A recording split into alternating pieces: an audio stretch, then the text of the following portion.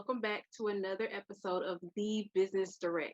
Today we have a special guest, Dr. Maia, who's also a graduate of Howard University and one of the founders of the M Center, which is a wellness center for pediatric care.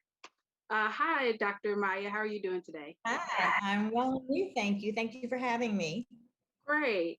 So I do want to briefly get started. I want to talk about your HBCU experience. How was that for you? It was the best. It was so awesome that I actually went to Howard twice. So I went there for undergrad as well as for medical school. And did you And always know you wanted to attend an HBCU? yes and no.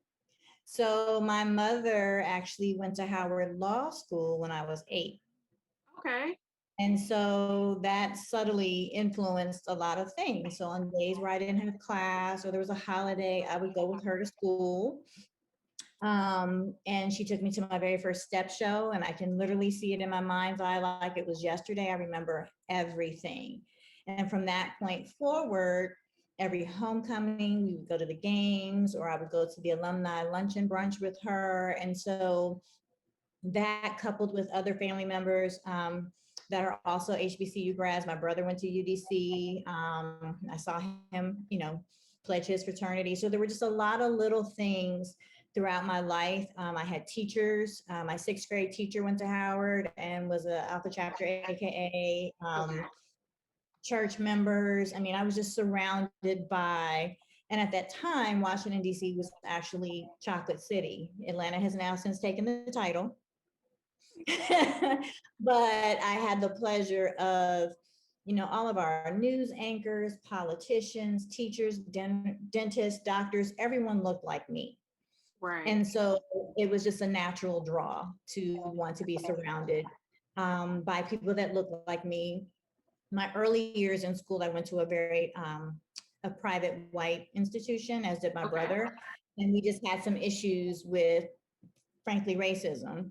And so my mother pulled us both out and put us in the local neighborhood schools because she wanted us to connect with the kids in the neighborhood.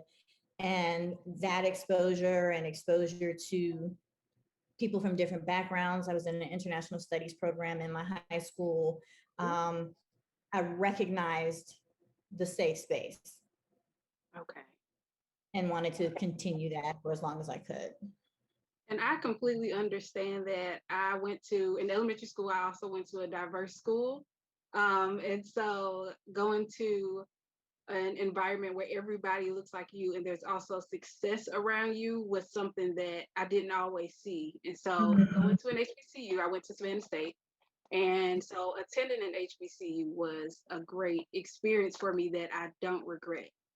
And so I received my bachelor's from an HBCU from Savannah State, and then I did attend another school for my master's, but I can definitely say that I enjoyed the full experience there.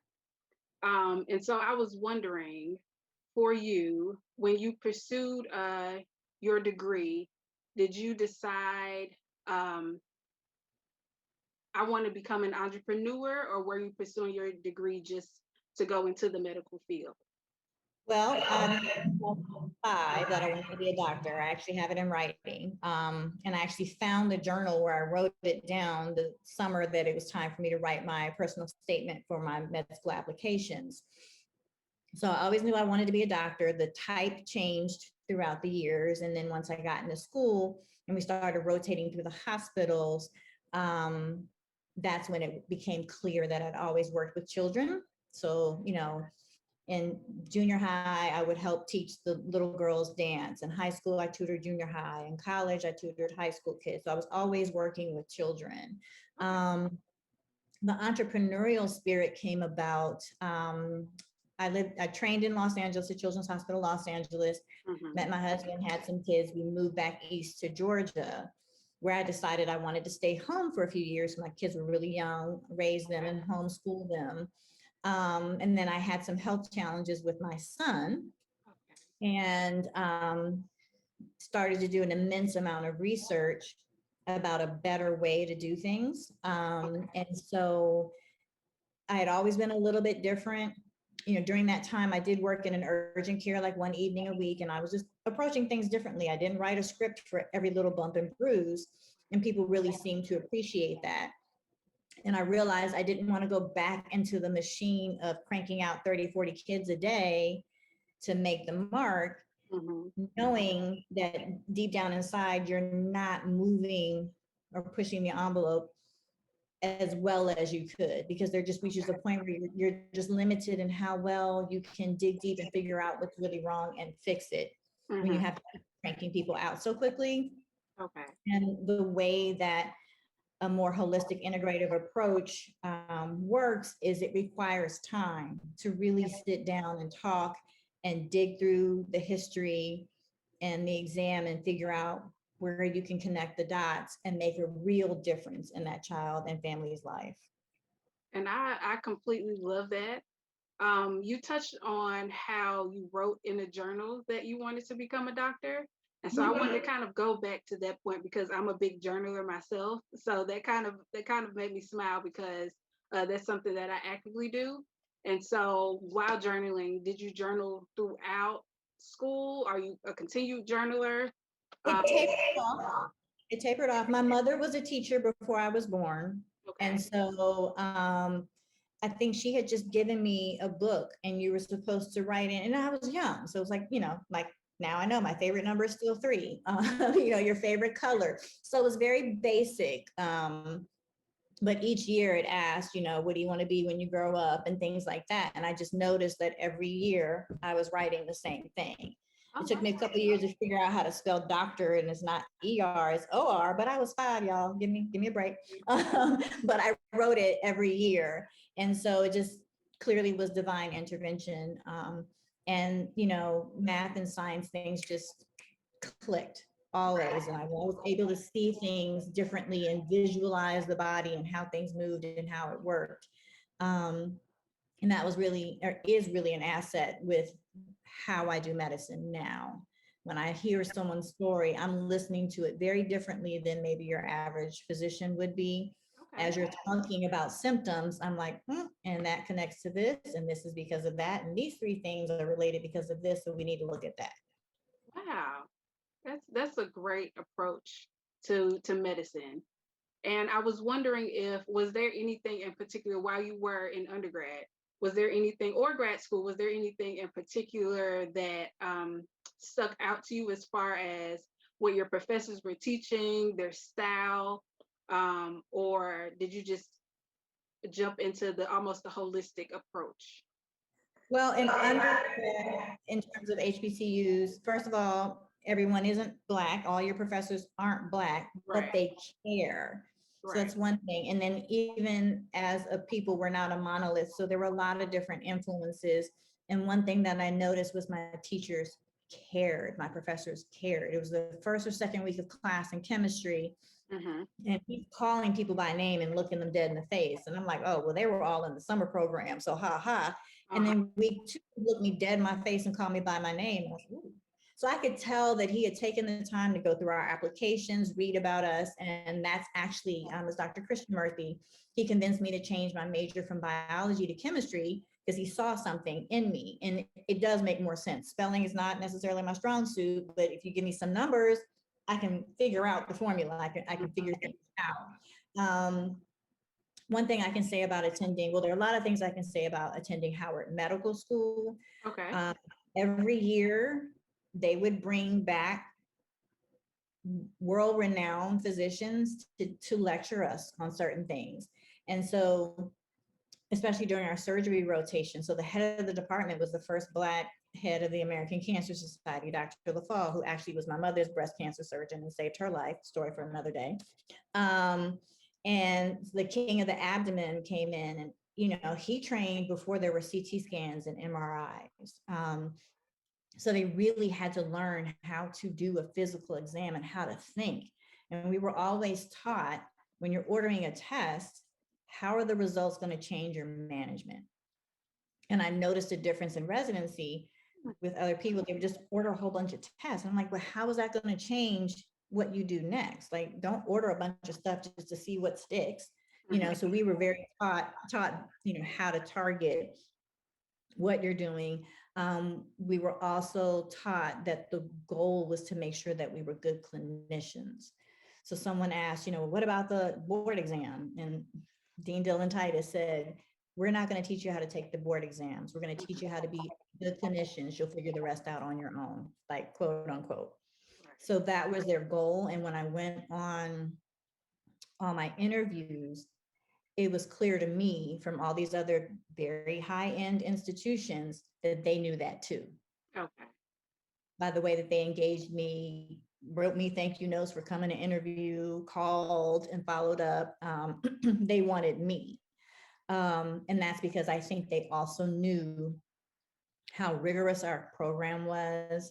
Mm-hmm. Um, in my last year, I did some rotations in California because that's where I wanted to go. Mm-hmm. And I did rotations with other kids from other Ivy League schools. And I remember saying, oh, gotta go home and study. And they're like, you're still taking tests? And I'm like, you're not? Like, we literally had to take twice as many tests as they did. We had to take the national kind of pre-board test for internal medicine. They didn't have to take it. It fails 2/3 of the people every time, or at least it used to. Mm-hmm. They don't have to take it. So some of those other schools, they're harder to get into, but Howard is harder to get through. And I actually sat on the admissions committee as a student representative while I was in medical school. So I kind of got to also see the inner workings of how we decide who we admit, how important the mission statement is. And so Howard especially is very much geared towards serving the community around us and those that are underserved, and that mattered. So all of that kind of spoke to me and the type of physician that I am and have become. That is wonderful, and I'm enjoying hearing so much about Howard. And so I would I would definitely probably highly recommend. That's great to know more, even more about the programs and having a chance to understand the process that you went through and the importance of kind of having that support around you when it comes to faculty and staff. And so I think Howard is doing something. That's why Yeah, yeah. that's Well, why I mean, we Howard is made it to the White House, but Howard is breeding success. I can say that much. Howard is definitely breeding so much success. And so when it comes to the M Center, let's talk about how that got started. So as I mentioned, my son became quite ill with a respiratory illness about 20 months, so just before he turned 2. Mm-hmm. And there is a lot of autoimmune disease in the men in my husband's family. Their sisters tend to be fine, but the men and my mother-in-law. So I was kind of on alert. Okay. I had harvested both of my children's stem cells, and by the time my son was born, I was able to harvest his stem cord tissue as well. And then after this respiratory illness, my very cuddly, bubbly boy, who was actually able to count before he was even a year old, went completely mute. Just started avoiding eye contact and just withdrew. And so I went to the pediatrician for his 2-year checkup, already knowing where this was going. And she said, okay, well, he's sitting there letting you read him a book. He meets some of the marks we're concerned, but not all of them. We'll go ahead and do the evaluation. But in the interim, let's feed his brain. Mm-hmm. So she told me to go to the store and get some omega-3. I went right to the store, gave him 1 dose, woke him up in the morning, walked in his room and called his name, and boom, he looked me right in the eye. Whereas the day before, he was avoiding me at all costs. So that's when I realized, oh, okay, there's something here. And then the next day, a case of books was on my doorstep. One of my best friends ordered some books all about how autism was treatable. So again, my discerning eye, I'm always that kid like, I don't know, grain of salt, but it started to click and resonate. And then I went and compared like the CDC website, and there was some overlap in the information. And so went back to the doctor like, hey, these tests and treatments are suggested. Here's the data, here's the paper. She was like, sure, let's try it, and started seeing improvements, went to a specialist, which is what I am now in this, and just continued the journey. Was introduced to a friend from my husband's best friend who said, my friend's son is having some similar challenges. Can I give her your number to talk to you? And I said, sure. And so we started talking, and she had already done maybe 90% of what I would have told someone to do. And then she had found some other things that I hadn't done. And so we started exchanging information, and we're helping this friend and that friend of a friend. And then we realized this is what we're supposed to be doing. Right, right. We set up the infrastructure so that we could help other families like ours. And so, what is some advice that you would give a parent who has a child who's been diagnosed with ADHD or suffering from any type of chronic illnesses? So for specifically also for autism, I just want to put out there 70% of children on the spectrum have a bona fide GI disorder, so a gastrointestinal disorder. You fix that, the behaviors improve. So just want to point out, the brain gut connection. Mm-hmm. And when you feel better, you're able to perform and behave better. And so a lot of our children on the spectrum, which by the way, some people do believe ADD and ADHD is at the tail end of the autism spectrum. And when you look, there's a lot of overlap in lab results and things like that. And when you calm inflammation and oxidative stress in the body, and you check neurotransmitter levels. So neurotransmitters are the chemicals that your brain cells secrete to communicate with each other.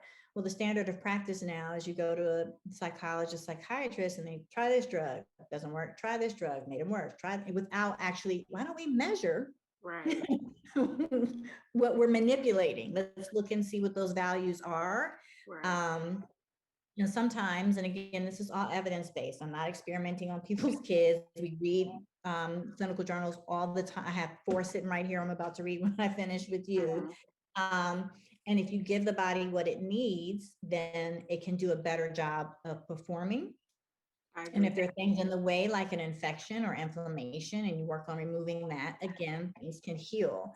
And we do know that there's neuroplasticity. So there was a time when we thought once you had brain damage or heart damage, that was it, you were done.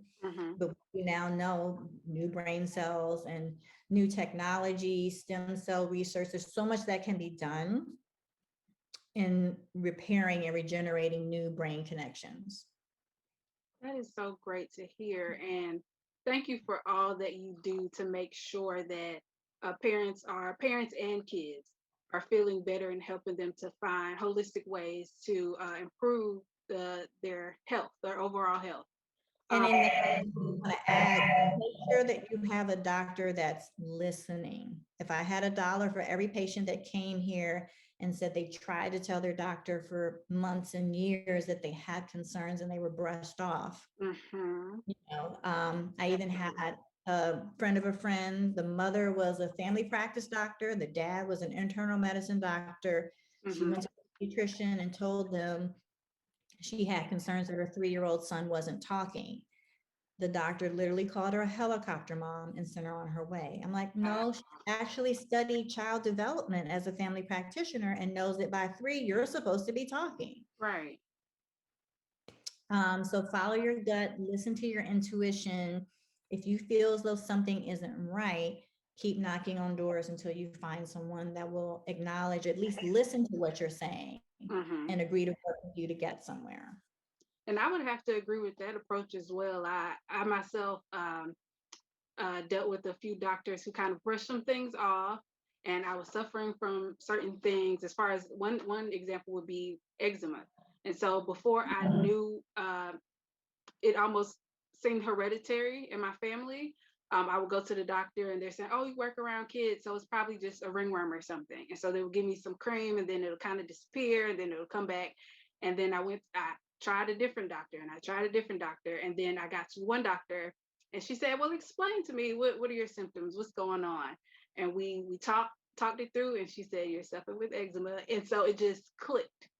And so it was like just that simple conversation of me being able to explain kind of my issues, what I was suffering with, almost like dry patches that I had, whether it was my arms or behind my knees. And so just that description to give to her and her listening, she was able to give me some feedback. And so in the meantime, okay, here are some products that you can use that can help you for now, and see, this is how we can make an improvement. And so it was like from that point on, I was able to kind of change my habits, change the way I move, moisturize better, And then even for me, it's like using thicker creams and products instead of your typical lotion. So not the fragrance lotion with all the perfumes and things. So it was like having somebody to actually listen to the issues that I was dealing with and struggling with, and at one point not understanding or knowing what was going on, and then getting to a point where she said, okay, I understand where you are and this is how we'll move forward. And from that day forward, I saw improvement. And I it is rare that I'll have a flare up now. And so I think that's very important, to find somebody who listens to um, your issues that you may be dealing with, so they can help you to become better as a person, and as you know, as a healthier person in your body. And I would add another layer. I always recommend, there are variations in quality in every field, but it helps if you can find a physician that looks like you, Mm-hmm.